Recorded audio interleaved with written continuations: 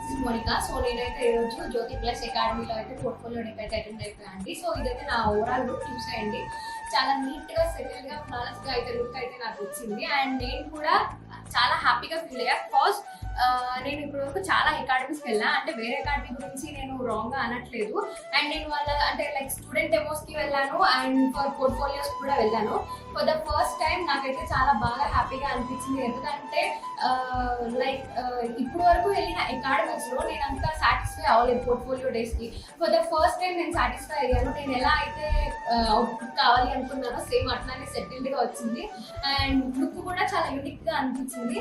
So ఫైనల్గా నేను చెప్పాలనుకుంది ఏంటంటే, సో జ్యోతి ప్లస్ అకాడమీ వచ్చేసి మన కేపీహెచ్పిలోనే లొకేట్ అయ్యి ఉందండి.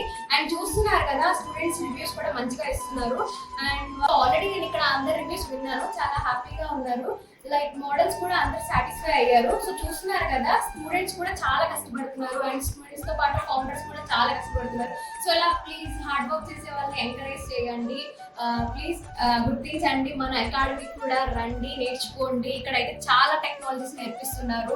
అండ్ నేనైతే చాలా హ్యాపీగా ఫీల్ అవుతున్నా. అండ్ మన మోడల్స్ కూడా చాలా నీట్గా ఉన్నారు. చాలా హ్యాపీ అనిపించింది. వాళ్ళు కూడా చాలా సాటిస్ఫై అయ్యారు. Thank you so much.